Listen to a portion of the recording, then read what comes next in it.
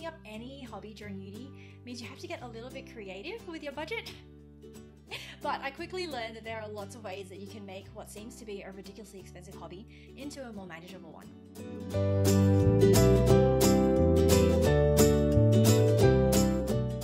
Hi everyone, my name is Katrina Walser from Oliphant Cat, and I'm a knitting teacher, tech editor and designer based in Sydney, Australia.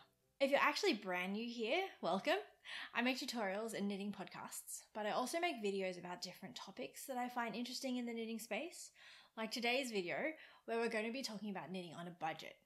So today we'll be covering yarns and patterns, and then in the next video we'll be talking about needles and notions. So if you end up enjoying what you see, please make sure to hit the like button and then subscribe and ring the bell to get updates so you know when the next video in the series is out. This video is actually adapted from an old blog post series that I wrote a few years ago. Some of the info in the blog posts is a little bit out of date, but most of the key points are covered. So if you're the sort of person who would rather skim read quickly rather than listen to a whole video, I'll link that below if you'd rather read those instead. So I started knitting when I was in primary school, and it meant I didn't have to really worry about supplies. I just used my mum's stash. But during high school, I dropped in and out of knitting as a hobby because I got really into cross stitch. So I didn't really start knitting seriously until I was in uni. So picking up any hobby during uni means you have to get a little bit creative with your budget. But I quickly learned that there are lots of ways that you can make what seems to be a ridiculously expensive hobby into a more manageable one. So if my YouTube analytics are anything to go by, very few of you are actually in uni. But given the current economic climate, I figured I'd share what I learned in those early uni days, as well as some extra tips that I've picked up along the way. Okay, so the first tip that I have is to lean into marketing channels. So the knitting scene these days has a lot of indie dyers and pattern writers, and their products mostly fall into what I'd call luxury or boutique yarn and patterns. But they're mostly one-person shows or very small companies, so the price tags can run quite high. The flip side of this is that smaller companies rely more heavily on social media to get the word out about their brands, and they tend to reward their followers throughout the year. So if you have a favorite company that you know you want to buy from, follow them on Instagram or TikTok or wherever they run their social media accounts. You'll be able to hear about any sales that they're running, and it's common for companies to run giveaways on special occasions. Due to shipping costs, a lot of companies only run giveaways for residents of the country that they're based in, so it's a good opportunity to support local businesses. Mailing lists are another good source of discounts, both for smaller companies and big brands. Companies often give you a bonus when you sign up to their list. Yarn companies tend to give a discount or free shipping, but pattern writers, including myself, sometimes send you a free pattern on sign up. Once you're on the list, you'll also be the first to know when there are sales on. There are quite a few yarn companies who seem to run on a business model where at least one of their product lines is always on sale. So We Are Knitters or KnitPicks or Pearl Soho come to mind. And they advertise these deals via their mailing lists almost constantly. So speaking of sales, we have to talk about holidays. So one thing I learned after living in the US for a few years is that Americans love holidays. And not holidays in the take a week off of work and go somewhere else sort of sense, which they call vacation, but what we'd call public holidays in Australia. So anyway, the reason that any of this is relevant is that a strange part of the holiday celebration seems to be that shops go on sale. So whether or not you agree with the commercialization of holidays is a whole other topic that I'm not going to get into, but keeping an eye on the holiday calendar means that if you can wait around until the next holiday rolls around, you can probably get the yarn that you've been eyeing off at a nice discount. So this is a lot more common for larger websites, but a lot of smaller businesses have holiday sales too. I've also noticed a lot of indie pattern designers tend to have sales around their birthdays, so that's something to keep an eye on if it's interesting to you. Here's a general outline of the holidays that I've noticed are sale days in the States, and since most online stores are based in the US, even if you don't live in the States, you can still take advantage of the sales. Now here's where I put in the disclaimer that I have no idea if buying stuff from overseas is going to be a great idea by the time you watch this video. But a lot of different countries' holidays are starting to be sales events in other places, so it's also worth keeping in mind. So first and most obviously is Black Friday. If you're going to save up for anything, save up for the last weekend of November. It's difficult to explain to people who haven't been in America how important Thanksgiving is, but the biggest sale day of the year is the day after. If a shop's going to have a sale any day of the year, it'll be on Black Friday. At some point, the following Monday was designated as Cyber Monday, and then the Saturday was called Small Business Saturday, which basically just evolved into all shops being on sale for basically the whole weekend. And if last November in Australia was anything to go by, Black Friday's basically become an excuse for shops to go on sale all of November, which is sort of hilarious because I doubt a lot of Australians could tell you when or what Thanksgiving is. But we have a lot of Black Friday sales now. So regardless of where you live, keep an eye out on your local shops to see if it's become a thing. The other days that shops are pretty likely to have sales on are President's Day, which is towards the end of February, Memorial Day, which is at the end of May, and Labor Day, which is the first Monday of September. President's Day is a bit hit and miss, but the other two are pretty likely. Also, if you're looking to shop from Australia, the best day to try and find a sale is on Boxing Day, which is the day after Christmas. I suspect this is true of other Commonwealth countries, but I'm not sure. So, if any of you are from Canada or the UK or New Zealand, could you please let us know in the comments? I've also started to notice that Boxing Day is slowly gaining popularity as a sale day in the US as well, so maybe in the States, if you look out for sales after Christmas, you'll find a bunch. Alright, the next tip I have is to combine forces with your friends. So if you're in a knitting group, this is an easy source of people, but also think outside of the box. If you know anyone who crochets or anyone who weaves or spins or does some other sort of yarn related hobby, they're a good person to talk to about maybe doing a group order. So group orders can help you save on shipping. We all know the feeling of trying to add a random extra $5 thing to our carts so that we can get the free shipping threshold. But if you do a group order with some friends in the first place, it's a lot easier to hit that number. There are also a handful of bigger stores that give discounts if you have a higher value order. So the best candidates for big discounts are companies who have wholesale rates. So a wholesale rate is the price that yarn manufacturers use to sell stock to local yarn shops. And the discounts can be pretty huge, up to about 50% in some cases. But because the prices are geared towards shops who are purchasing inventory, they usually require a pretty big minimum and a business number, like an ABN in Australia or an EIN in the States. This isn't always a requirement though, so do a Google search for your favorite yarn company's name and wholesale and see what comes up. The best luck I've had with this so far has been with We Are Knitters. So their minimum order is $250 US, and the last time I did an order from them, you got a 40% discount on orders over $500 and a 50% discount on orders over $1,000. The amounts are a pretty steep ask, but I have done it with some friends, and so if you have a big group and some people are trying to build a stash, you can definitely get it done. In Australia, I know Morris & Sons runs a wholesale program, but I still need to investigate to figure out how to order with them. Aside from wholesale discounts, some companies have discounts on all orders over a certain amount. So my favorite example of this is yarn.com, because who doesn't love a website with a URL like that? But they have a discount scheme that basically boils down to a 20% discount on most orders over $60 US and a 25% discount on most orders over $120 US. Okay, so the next tip is to go thrift shopping. Going to your local thrift or charity store, like Vinnie's in Australia or Goodwill in the States, can net some surprising results. If you look hard enough, every so often there'll be some balls of nice yarn rolling around in the homeware or crafts section, and a lot of stores have a collection of vintage knitting patterns. You can also buy large jumpers made from really good yarn for a pretty low price.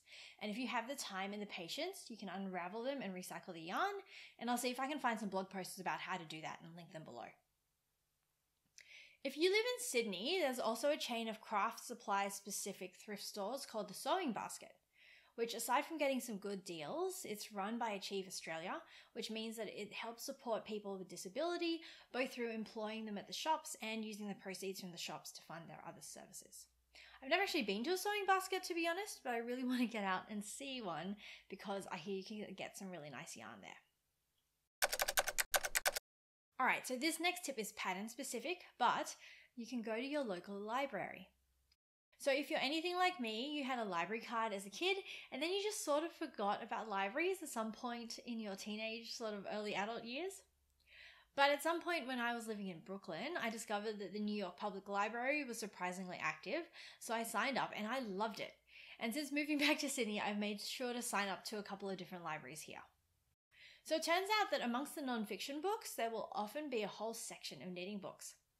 The range can be a bit hit or miss depending on the library you go to, but it's worth doing a search at your local library. So I found books full of knitting patterns as well as some really nice stitch dictionaries. And you'd think that in a library a lot of the pattern books are a bit older, but there are some really new ones there. Also, a handy tip from some of my friends, you don't necessarily have to live in a local area to sign up for their library. So I don't know how it works elsewhere, but at least in New South Wales, some libraries will let you sign up as long as you can prove you live in the state. And it's definitely worth signing up to a few.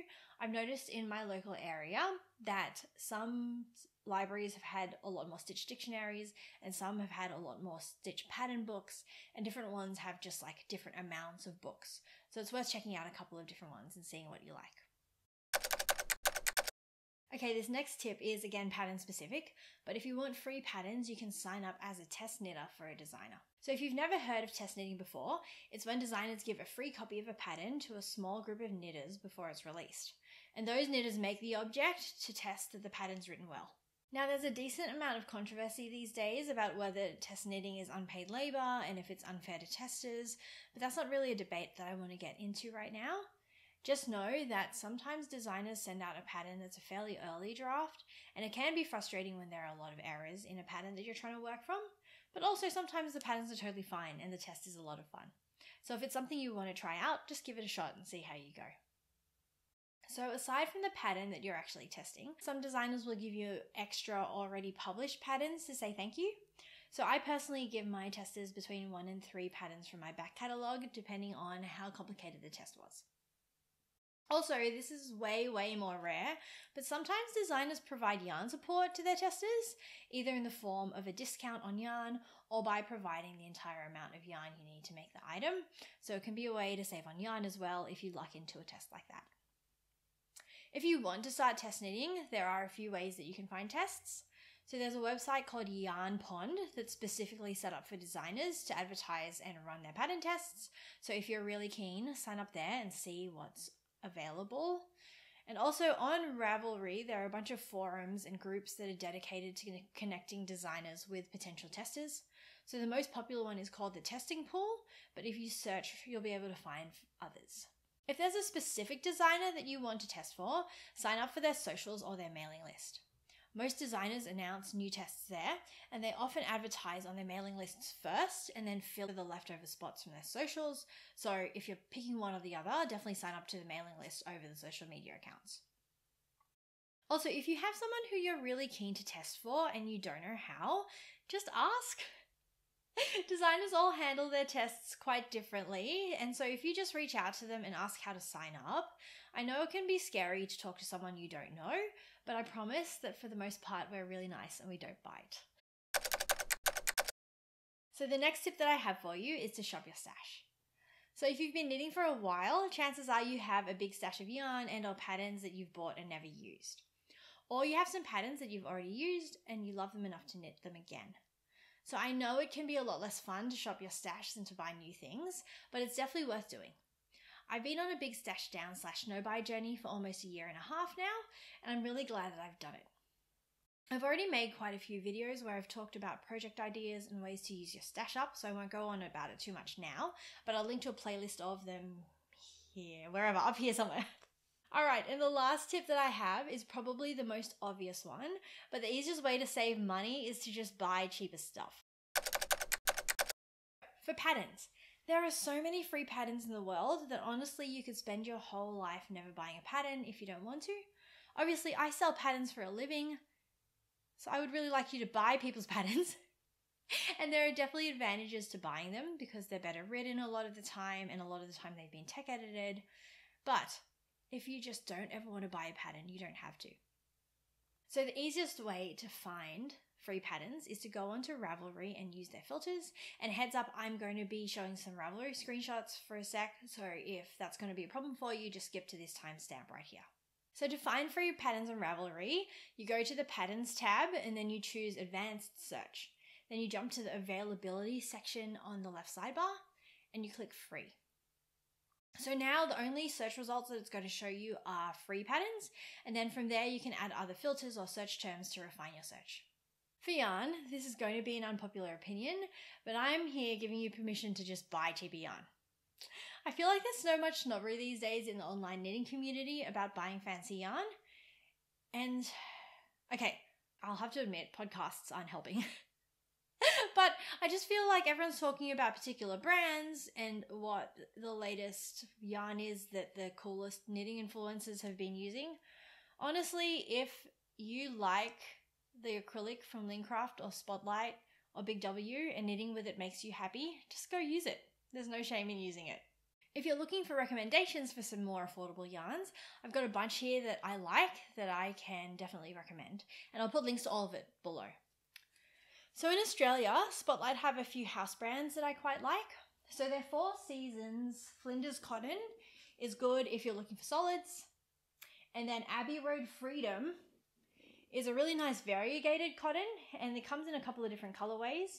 And I like it just because variegated cotton is a lot less common. And this is a pretty good one. So if you've been here for any amount of time, you'll know that a big chunk of my stash is made up of Bendigo Woolen Mills. And I don't have any specific recommendations, just go buy all of it. They only sell online, but free shipping kicks in at 90 Aussie dollars. And so this is a ball of their 8-ply luxury wool. And as you can see, it's sold in giant balls. So this is a 200 gram ball, and it retails for about $18. So in terms of price versus quality, you're pretty hard pressed to find a better deal. So for my US friends, as a designer, I've worked a lot with KnitPicks, and I've never honestly found a yarn of theirs that I don't like.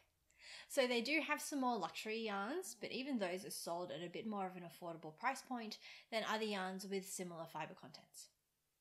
Their workhouse wool is called Wool of the Andes. This is the worsted weight version, or 10 ply for my Australian friends, and it generally runs about $10 for 100 grams.